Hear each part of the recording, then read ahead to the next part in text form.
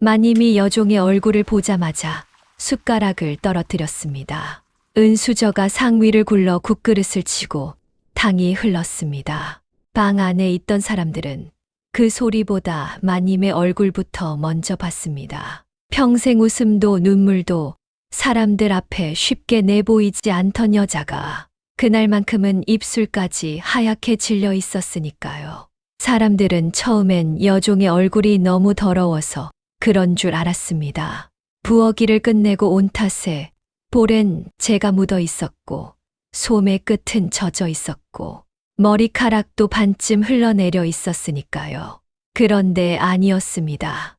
마님이 숟가락을 떨어뜨린 건 더러움 때문이 아니었습니다. 그 여종이 물을 따르려고 고개를 숙이는 순간 왼쪽 귀 밑에 있던 붉은 반달 모양의 점이 드러났기 때문이었습니다. 그 점은 마님이 16년 전 잃어버린 갓난딸의 목덜미에 있던 것과 똑같은 자리, 똑같은 모양이었습니다. 마님은 그 점을 보는 순간 죽은 줄 알았던 자기 아이의 얼굴을 본 것처럼 숨이 멎어버렸습니다. 하지만 그 여종은 자기가 누구의 딸인지 몰랐습니다. 스스로를 그저 장터에서 팔려와 부엌이라는 천한 계집이라고만 알고 있었습니다. 그리고 더 놀라운 건 그 여종을 보는 순간 마님 말고도 얼굴빛이 바뀐 사람이 있었다는 것입니다. 15년째 그 집의 살림과 장부를 쥐고 있던 늙은 집사였습니다. 그 노인은 마님보다 먼저 그 점이 무엇을 뜻하는지 알아본 얼굴이었습니다. 오늘 들려드릴 이야기는 마님이 숟가락을 떨어뜨린 그날 점심상에서 시작된 잃어버린 핏줄과 숨겨진 뒤바뀜, 그리고 여종으로 살던 딸이 자기 이름을 되찾게 되는 이야기입니다. 이야기 시작하겠습니다. 1장, 장터에서 팔려온 여종.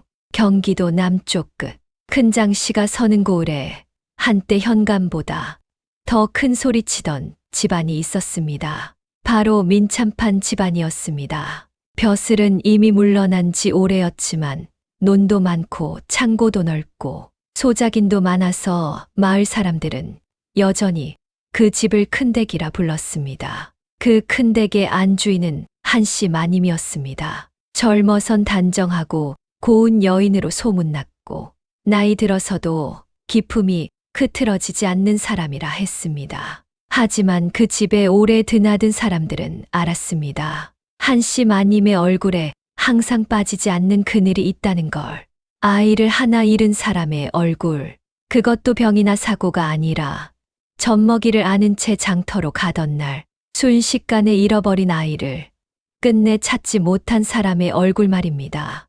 16해 전 한씨 마님은 돌도 지나지 않은 딸 하나를 잃었습니다. 장날 인파 속에서 잠시 비단값을 흥정하는 사이 누군가 아이를 데려갔고 뒤늦게 울음소리 하나만 남았지요. 그 뒤로 집안은 뒤집혔습니다. 하인들은 곤장을 맞았고 유모는 쫓겨났고 나루와 장터를 다 뒤졌지만 아이의 흔적은 끝내 나오지 않았습니다. 그리고 사람들은 죽었겠지, 강물에 빠졌겠지, 인신매매꾼의 손에 갔겠지, 그런 말을 하며 서서히 입을 닫았습니다. 하지만 한씨 마님은 끝내 아이를 죽었다고 부르지 않았습니다. 대신 없어진 아이라 불렀습니다.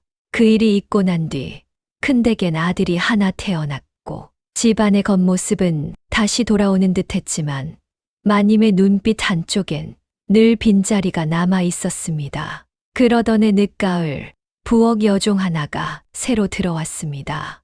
이름은 분이 17쯤 돼 보였고 키는 작지 않았으며 손마디는 유난히 단단했습니다. 장터 쌀전 뒤에서 노름빚을 진 양아비가 팔아넘긴 계집이라는 말이 따라 붙었지요. 큰댁 사람들은 그 말을 듣자마자 그 아이를 사람보다 짐짝처럼 다뤘습니다. 특히 윗부엌을 맡은 늙은 나인 곽씨는 분이를 보자마자 혀를 찼습니다. 눈이 쓸데없이 맑네. 저런 건 손이 느리거나 속이 깊거나 둘 중 하나야. 분이는 대꾸하지 않았습니다. 그날부터 새벽마다 불을 지피고 쌀을 씻고 남이 먹고 남긴 그릇까지 닦았습니다. 말이 없고 힘도 좋았으며 맞아도 잘 울지 않는 아이였습니다. 그래서 더 만만하게 보였지요. 하지만 분이에겐 남들이 모르는 버릇이 하나 있었습니다. 그녀는 냄새를 오래 기억했습니다. 사람의 옷에 밴 냄새, 방 안가구의 배인 냄새, 아이 적삼에서만 나는 전 냄새, 어릴 적 기억이 거의 남아있지 않았는데도 가끔 아주 낯선 집의 냄새를 맡으면 가슴이 먼저 두근거렸습니다. 마치 어딘가 오래전에 한 번 살았던 집을 지나는 것처럼.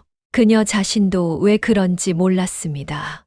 2장 마님의 숟가락이 떨어진 날, 분이가 큰댁 안사랑에 물심부름을 들게 된 건 들어온 지 꼭 20날째 되는 점심이었습니다. 원래 안사랑은 아래 것이 함부로 드나드는 곳이 아니었습니다. 하지만 평소 물시중 들던 아이가 배앓이로 쓰러지면서 곽 씨가 마지못해 분이를 집어넣은 것이지요. 입 다물고 고개 숙이고 마님의 얼굴은 쳐다보지 마라. 곽 씨는 그렇게 으름장을 놓고 분이를 들여보냈습니다. 그날 상엔 한씨 마님, 도련님 민도윤, 그리고 늙은 집사 오성보가 함께 앉아 있었습니다. 오성보는 집안의 장부를 쥔 사람이었고 마님의 남편이 죽은 뒤에도 큰댁의 재산과 논문서를 실질적으로 다루는 노인이었습니다. 겉으론 충직한 종 같았지만 오래 본 사람일수록 그를 두려워했습니다. 웃을 때도 눈이 안 웃는 사람이었으니까요. 분이는 떨리는 손으로 물동이를 들었습니다. 한씨 마님 앞에서 몸을 낮추고 잔에 물을 따르려던 순간 목을 가리던 머리카락이 날리며 목이 드러나고 왼쪽 귀 밑에 붉은 반달점이 보였습니다. 당! 한씨 마님의 숟가락이 국그릇을 치며 떨어졌습니다.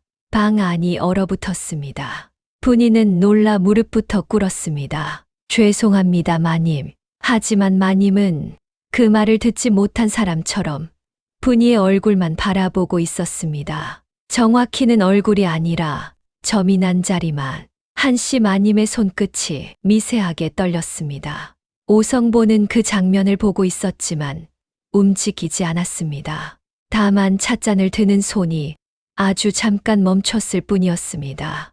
그리고 아무 일 없다는 듯 다시 차를 마셨습니다. 한씨 마님이 낮게 말했습니다. 이리 가까이 와보아라. 분이는 겁먹은 얼굴로 한 걸음 다가갔습니다. 마님이 손을 뻗어 분이의 귀 밑을 손끝으로 더듬었습니다. 붉은 반달점, 태어날 때부터 있던 점처럼 조금 튀어나온 자리. 한씨 마님은 그 순간 입술을 깨물었습니다. 나가보아라. 그 말은 분이에게 한 말이었지만 실은 자기 숨을 정리하려는 말 같았습니다. 분이가 물러나자 오성보가 조용히 입을 열었습니다. 마님 안색이 좋지 않으신데 점심은 그만 물리시지요. 너무 자연스러운 말이었습니다. 걱정인지 화제를 돌리는 것인지 알 수 없는 말. 한씨 마님은 대답하지 않았습니다. 도련님 민도윤은 처음 보는 어머니의 얼굴에 숨도 쉬지 못했습니다. 3장 분이를 부른 마님. 분이는 그날 점심 이후 부엌으로 돌아오자마자 곽 씨에게 얻어맞았습니다. 니년이 뭘 했길래 안사랑에서 난리가 난 것이냐. 분이는 이유를 몰랐습니다. 국을 엎은 것도 아니고 잔을 깨뜨린 것도 아니었으니까요. 하지만 큰댁에서는 아래 것이 이유를 몰라도 맞는 일이 흔했습니다. 분이는 이를 악물고 맞았습니다. 그러다 저녁이 다 지나 모든 불이 조금씩 죽을 무렵 마님방의 나인 하나가 몰래 부엌으로 찾아왔습니다. 마님이 부르신다. 분이는 겁이 났습니다. 점심상에서 무슨 실수를 한 게 틀림없다 생각했습니다.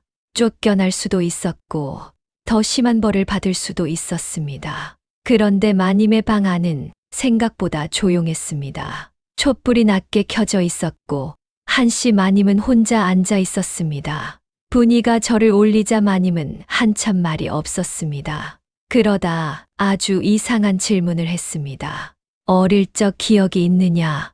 분이는 고개를 들었다가 곧바로 다시 숙였습니다. 잘 모르겠습니다. 어미 아비는?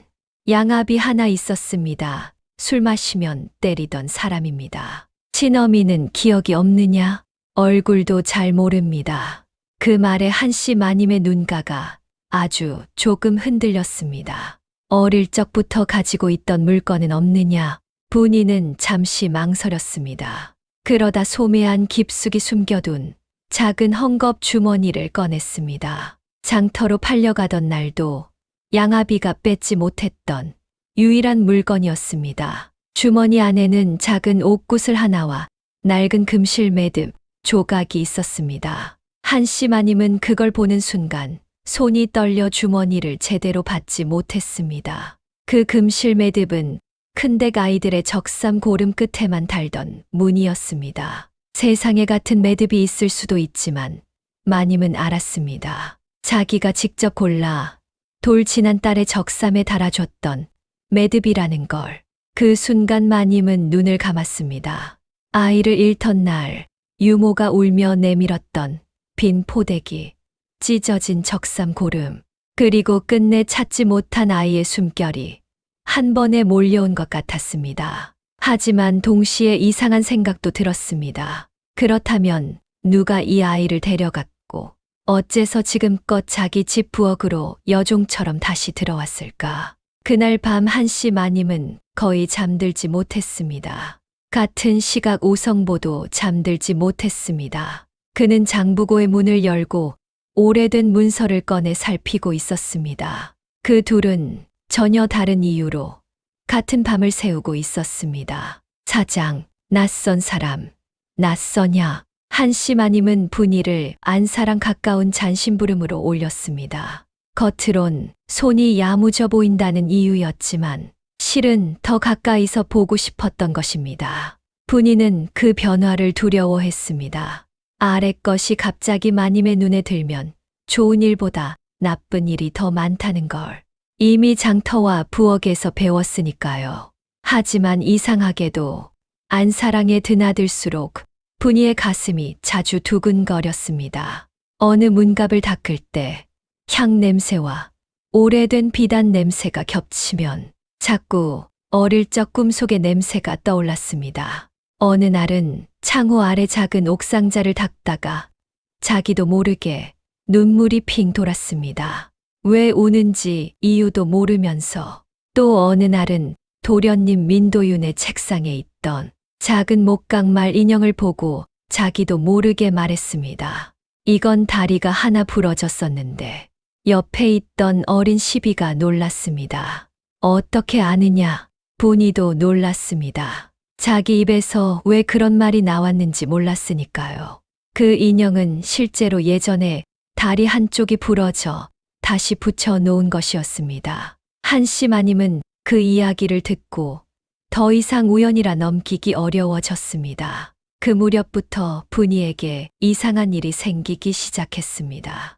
방에 두었던 옷이 젖어 있거나 신발 안에 쥐의 죽은 사체가 들어 있거나 밤마다 누가 속삭이듯 말하는 것입니다. 네 분수 지켜라. 괜히 고개 들지 마라. 분이는 처음엔 귀신인 줄 알았습니다. 하지만 곧 알았습니다. 이건 사람의 짓이구나. 왜냐하면 귀신은 쥐의 시체를 신발에 넣지 않으니까요. 분이는 겁이 났지만 이번에는 그냥 참고 넘기지 않았습니다. 밤마다 속삭임이 들려오는 방향을 기억해 두었습니다. 그리고 사흘째 되는 밤, 분이는 부엌 뒤 좁은 회랑으로 숨을 죽이고 따라갔습니다. 회랑 끝 어둠 속에서 곽 씨가 누군가에게 작은 봉투를 건네고 있었습니다. 분이는 봉투를 받는 사람의 얼굴을 보지 못했습니다. 하지만 그 사람의 옷에서 나는 냄새를 맡았습니다. 장부고에서만 나는 오래된 먹과 좁나방 약의 냄새. 분이는 그 냄새를 가진 사람이 이 집의 누구인지 아직 몰랐습니다. 하지만 코가 기억해 두었습니다. 오장, 늙은 집사가 가장 무서워하는 것. 오성보는 큰댁에 25년 넘게 있던 사람이었습니다. 한씨 마님이 시집 오던 날도 봤고 죽은 참판이 관에 들어가던 날도 봤고 집안의 첫 돌잔치도 치렀고 잃어버린 아이의 일도 직접 치렀습니다. 그래서 그는 마님보다 더 빨리 계산했습니다. 분이가 정말 그 잃어버린 아이라면 이 집의 장부와 재산 흐름, 그리고 죽은 참판의 유언까지 모두 뒤집힐 수 있다는 걸. 왜냐하면 참판은 죽기 전 딸 하나와 아들 하나가 살아있으면 재산 일부를 둘로 나눠 기록해 두겠다는 말을 한 적이 있기 때문입니다. 그 말은 아이가 사라진 뒤 어물쩍 묻혔습니다. 그리고 묻히는데 오성보가 깊이 관여했습니다. 이전날 밤 오성보가 장부고에서 꺼낸 것은 젖먹이 아씨가 실종될 당시의 기록, 유모의 진술, 나루수 생내역, 그리고 사라진 줄 알았던 작은 복문 하나였습니다. 복문 안엔 참판이 병중에 남긴 짧은 글이 있었습니다. 아이를 찾으면 점을 먼저 보라. 오성보는 그 문장을 보자 이마에 식은땀이 맺혔습니다. 죽은 주인이 이미 그 점을 알고 기록해 둔 것이니까요. 오성보는 그 복문을 품 안에 깊이 넣었습니다. 그리고 곽 씨를 불러 낮게 물었습니다. 그 여종이 마님 곁에 얼마나 자주 드느냐? 곽 씨는 눈치를 보며 대답했습니다. 요새 매일 부르십니다. 오성보의 얼굴이 더 굳어졌습니다. 왜냐하면 집안에서 제일 날카로운 사람은 곽 씨가 아니라 한씨 마님이었으니까요. 그리고 한씨 마님도 분이가 잃어버린 딸임을 알고 있을 수도 있겠다는 생각이 들었기 때문입니다. 오성보는 그날 처음으로 15년 전에 자기가 묻은 일이 다시 살아날 수 있다는 공포를 느꼈습니다. 6장 유모를 찾아서. 한씨 마님은 더 늦기 전에 아이를 잃어버렸을 때 유모를 찾아오게 했습니다. 오래전 아이를 잃고 쫓겨난 뒤 변두리 절 근처에서 병든 몸으로 산다는 소문만 남아있던 여자였습니다. 하지만 유모를 찾는 일은 쉽지 않았습니다. 마님이 사람을 보낸 이튿날 그 하인이 빈손으로 돌아왔습니다. 절에 가 보니 유모는 반년 전에 이미 떠났다는 것이었습니다. 어디로 갔는지 아는 사람도 없었습니다. 마님은 다시 사람을 보냈습니다. 이번엔 둘을 보냈습니다. 사흘이 지나도 소식이 없었습니다. 그러다 나흘째 되는 날 하인 하나가 돌아와 말했습니다. 유모를 찾긴 찾았는데 오지 않겠다 합니다. 마님이 물었습니다. 왜? 누가 오면 죽는다고 했답니다. 한씨 마님의 얼굴이 굳었습니다. 유모가 단순히 겁먹은 게 아니라 누군가에게 협박을 받고 있다는 뜻이었습니다.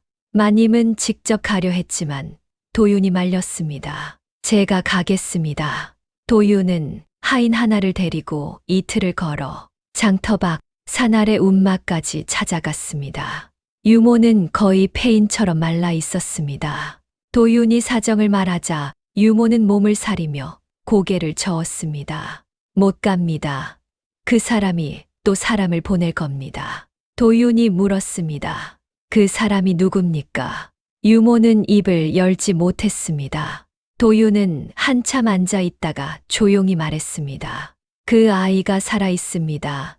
지금 우리 집 부엌에서 여종으로 살고 있습니다. 유모의 눈이 커졌습니다. 그리고 처음으로 울었습니다. 도윤은 유모를 데리고 닷새 만에 큰 댁으로 돌아왔습니다. 유모는 분이를 본 순간 마님보다 먼저 무릎을 꿇었습니다. 아기씨, 주변 공기가 멎었습니다. 분이는 자기가 왜 저런 소리를 듣는지 몰라 뒤로 한 걸음 물러났습니다. 유모는 떨리는 손으로 분이의 귀 밑 점을 만지려다 말고 바닥에 이마를 박았습니다. 제가 죽을 죄를 지었습니다. 한씨 마님의 얼굴이 굳었습니다. 그날 무슨 일이 있었느냐? 유모는 울면서 16해 전 장날의 이야기를 꺼냈습니다. 그날 마님의 뒤에 있는데 오성보가 아이를 데리고 갔다고. 오성보와 눈이 마주쳤지만 그는 못 본 채 하라 했다고. 그때 집사어른이 그날 본 건 다 잊으라 했습니다. 입 다물고 나가면 살려주겠다 하셨습니다. 한씨 마님의 손이 부들부들 떨렸습니다. 왜 그런 말을 이제야 하느냐? 유모는 얼굴을 바닥에 박은 채 울었습니다. 그 뒤로도 2번이나 사람을 보냈습니다. 제가 입을 열면 딴 자식까지 못 산다고. 그 말이 끝나기도 전에 방 안에서 무거운 숨이 터져 나왔습니다. 한씨 마님도 분이도 도윤도 이제는 다 알았습니다. 오성보가 처음부터 이 일의 한가운데 있었다는 걸. 그리고 분이는 그 순간 문득 떠올렸습니다. 회랑 어둠 속에서 곽 씨에게 봉투를 건네던 사람의 옷에서 났던 냄새, 장부고의 먹과 좀나 방향 냄새, 그 냄새의 주인이 오성보였다는 걸 이제야 알았습니다. 7장, 여종으로 자란 딸과 도련님. 민도윤은 그동안 어머니가 분이를 왜 그렇게 오래 보는지 정확히는 몰랐습니다. 하지만 유모가 울며 아기씨라 부르는 걸 듣고 비로소 자기 앞에 있는 여종이 어쩌면 잃어버린 누이일 수 있다는 걸 알게 됐습니다. 도윤은 처음엔 믿기 어려웠습니다. 왜냐하면 분이는 너무 다른 사람처럼 자랐으니까요. 누이였다면 비단옷을 입고 책을 읽고 자기처럼 사랑채에서 자랐어야 할 사람이 지금은 손등이 갈라지고 새벽마다 부엌의 재를 뒤집어 쓴 채 사는 여종이었으니까요. 그 차이가 도리어 너무 잔인했습니다. 도윤은 그날 밤 처음으로 분이와 단둘이 말을 섞었습니다. 무섭지 않느냐? 분이는 한참 말이 없다가 대답했습니다. 뭐가요? 갑자기 내가 이 집의 자식일지도 모른다는 말. 분이는 웃지도 울지도 못한 얼굴로 말했습니다. 무섭기보다 헷갈립니다. 도윤이 물었습니다. 무엇이? 분이는 아주 솔직하게 대답했습니다. 이 집의 냄새가 낯설지 않아서요. 도윤은 그 말에 가슴이 답답해졌습니다. 분이는 이어서 말했습니다. 근데 그렇다고 갑자기 제가 아씨가 되는 것도 이상하잖아요. 그 말은 여종으로 살아온 17해가 점 하나와 매듭 하나로 순식간에 지워질 수 없다는 뜻이었습니다. 도윤은 처음으로 누이를 잃은 슬픔보다 여종으로 살아온 시간의 무게를 생각하게 됐습니다. 그리고 그 무렵 마님도 마음을 굳혀가고 있었습니다. 확인이 더 필요해도 이 아이를 더 이상 부엌으로 돌려보내선 안 되겠다고. 그러나 늦었습니다. 오성보가 먼저 움직였으니까요. 8장, 오성보가 아이를 없앤 이유. 그날 새벽, 분이는 우물가에서 물을 길다 등 뒤에 무언가 눌리는 걸 느꼈습니다. 누군가가 뒤에서 입을 막고 질질 끌고 가려는 힘이었습니다. 분이는 소리도 지르지 못한 채 버둥거렸습니다. 하지만 상대가 완전히 힘을 쓰기 전 삽자루 같은 게 그 사람의 어깨를 세게 내리쳤습니다. 퍽, 그림자가 비틀거렸습니다. 삽자루를 든 사람은 민도윤이었고 분이는 그 틈에 풀려났습니다. 그가 숨을 헐떡이며 외쳤습니다. 잡아라. 하지만 어둠 속의 사람은 담을 넘어 달아났습니다. 그 자리에 떨어진 건 낡은 회색 소매끈 하나뿐이었습니다. 분이는 그 소매끈에서 나는 냄새를 맡는 순간 몸이 굳었습니다. 장부고의 먹과 좀나 방향 냄새, 회랑에서 맡았던 그 냄새와 똑같았습니다. 분이는 떨리는 목소리로 말했습니다. 이 냄새 전에도 맡았어요. 도윤이 물었습니다. 어디서? 곽 시어머니 누군가에게 봉투를 건네던 밤이요. 그 사람의 옷에서 이 냄새가 났어요. 도윤의 얼굴이 굳었습니다. 장부고를 드나드는 사람은 이 집의 한 명뿐이었으니까요. 그날 아침 한씨 마님은 더는 기다리지 않았습니다. 오성보를 사랑채로 끌어다 세우고 정면으로 물었습니다. 왜 내 아이를 없앴느냐? 오성보는 끝까지 버텼습니다. 무슨 말씀을 하시는 겁니까? 마님이 유모의 진술을 꺼냈습니다. 오성보는 표정을 바꾸지 않았습니다. 쫓겨난 종년의 헛소리를 믿으십니까? 마님이 매듭 조각을 내밀었습니다. 오성보는 눈만 움직이고 입은 열지 않았습니다. 마님이 회색 소매끈을 상 위에 놓았습니다. 오성보의 이마에 땀이 맺히기 시작했습니다. 그리고 마님이 마지막으로 물었습니다. 새벽에 우물가에서 그 아이를 끌고 간 사람이 누구냐? 오성보는 대답하지 못했습니다. 도윤이 한 발 앞으로 나섰습니다. 집사의 소매끈입니다. 제가 직접 때려서 떨어뜨렸습니다. 오성보는 그제야 눈을 감았습니다. 그리고 오래 침묵하다가 마침내 입을 열었습니다. 그의 대답은 사람들을 더 소름 끼치게 만들었습니다. 없애려던 게 아니었습니다. 그럼 팔려던 겁니다. 방 안이 얼어붙었습니다. 오성보는 25년간 큰댁 장부를 혼자 쥐면서 조금씩 재산을 빼돌리고 있던 사람이었습니다. 그런데 참판이 딸에게도 재산을 따로 남기겠다고 하면 장부를 새로 정리해야 했고, 그 순간 25년간의 조작이 전부 드러나는 것이었습니다. 딸만 사라지면 장부를 건드릴 이유가 없어졌습니다. 그래서 장날에 혼잡을 틈타 아이를 빼돌려 멀리 넘기고 죽은 걸로 굳혀버릴 생각이었다는 것입니다. 하지만 아이를 넘긴 뒤 되찾지 못했고 살아있을지조차 몰랐다고 오성보는 끝내 그렇게 말했습니다. 그러다 고개를 들고 분이를 한번 보더니 아주 끔찍한 말을 덧붙였습니다. 그냥 장터 어디서 죽었으면 깔끔했을 것을.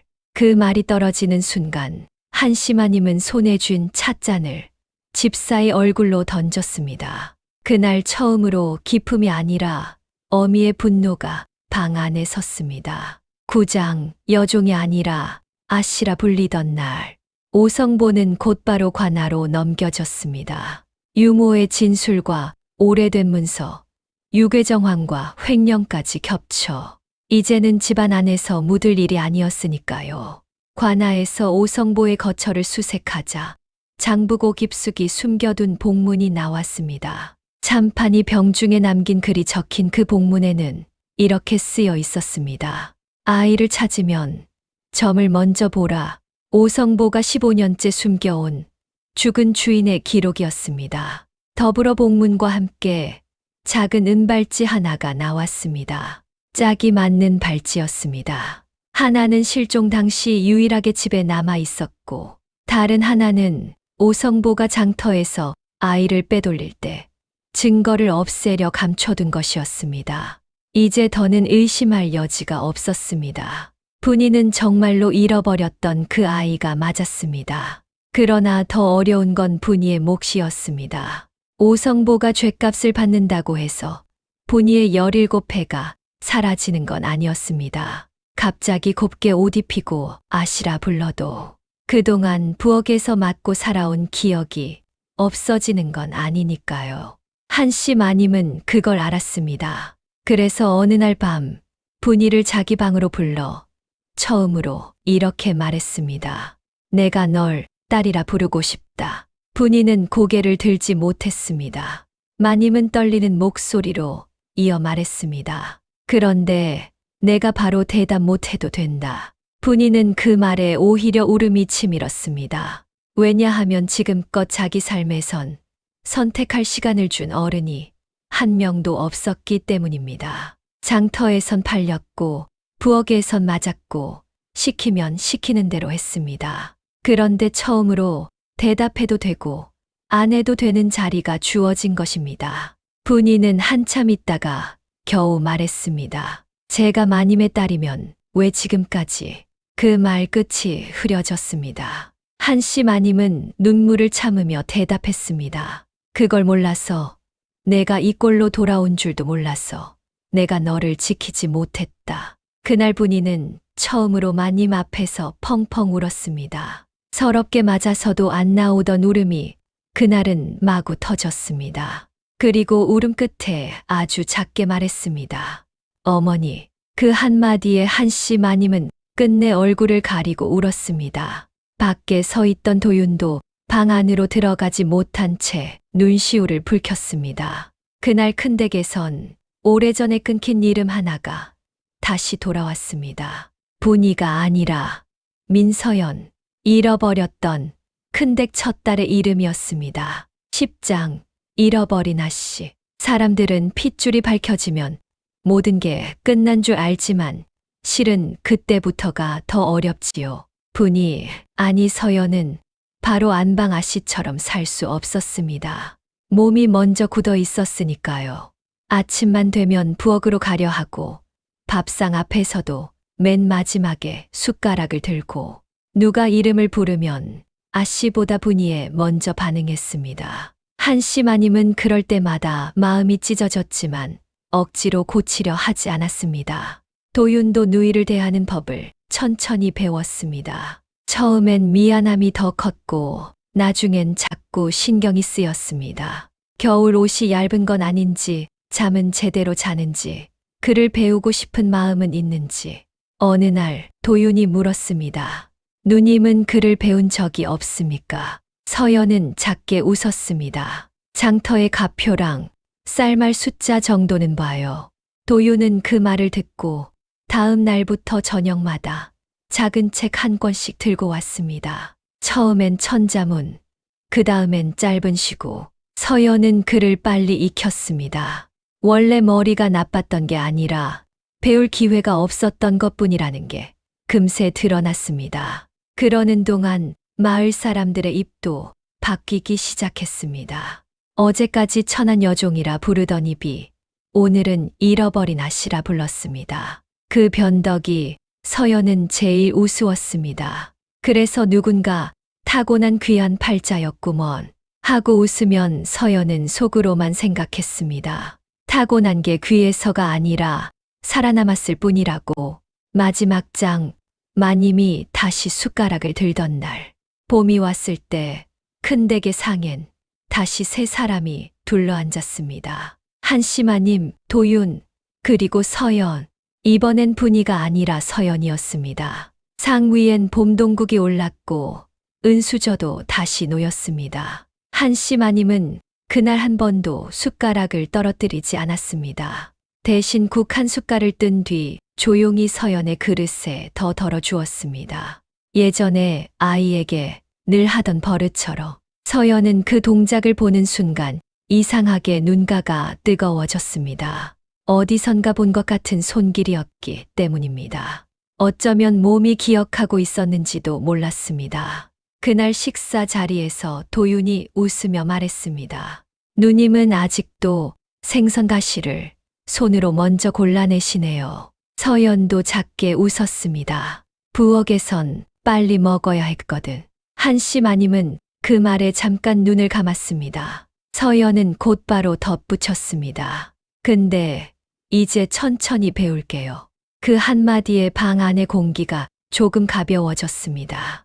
잃어버린 딸이 돌아왔다고 해서 잃어버린 세월이 돌아오는 건 아닙니다. 하지만 그 세월 위에 새로 살 길은 얹을 수 있지요. 서연은 더는 부엌 여종으로 살지 않았습니다. 그렇다고 하루아침에 고운 비단만 입는 아씨도 되지 않았습니다. 대신 낮에는 글을 배우고 저녁엔 장부를 보고 가끔은 부엌에 내려가 새로 온 어린 여종의 손도 잡아주었습니다. 왜냐하면 자기가 어디서 돌아왔는지 누구보다 잘 알고 있었으니까요. 그리고 한씨 마님도 이제는 숟가락을 떨어뜨리지 않았습니다. 대신 잃어버린 줄만 알았던 딸의 이름을 하루에도 몇 번씩 입안에 굴리며 불렀습니다. 서연아, 민서연. 그 이름이 16해 만에 다시 집안을 돌기 시작한 것이지요. 사람들은 한동안 큰댁 마님이 여종의 얼굴을 보고 숟가락을 떨어뜨린 이야기를 오래 했습니다. 어떤 이는 기적이라 했고, 어떤 이는 하늘이 봤다 했고, 어떤 이는 그래도 핏줄은 못 속인다고 혀를 찼습니다. 하지만 진짜 무서운 건 기적도 하늘도 아니었습니다. 아이 하나를 장터에서 없애고 죽은 걸로 만들고 그 아이 목에 재산까지 삼키려 했던 사람의 마음이 더 무서웠지요. 그리고 진짜 놀라운 것도 점 하나 때문만은 아니었습니다. 천한 자리에 놓여도 꺾이지 않고 살아남아 끝내 자기 이름을 되찾은 서연 자신이 더 놀라운 것이었습니다. 그러니 사람의 값은 옷으로 매겨지지 않는다는 걸 잊지 마시오. 그날 마님이 떨어뜨린 건 숟가락 하나였지만 실은 15년 동안 눌러두고 살던 죽은 줄 알았던 이름 하나를 같이 떨어뜨린 것이었습니다. 오늘 이야기는 여기까지입니다. 이 야담이 재미있으셨다면 다음엔 더 깊고 더 기묘한 옛 이야기로 다시 찾아오겠습니다. 구독과 좋아요는 다음 이야기를 깨우는 작은 등불이 됩니다. 이야기 들어주셔서 감사합니다.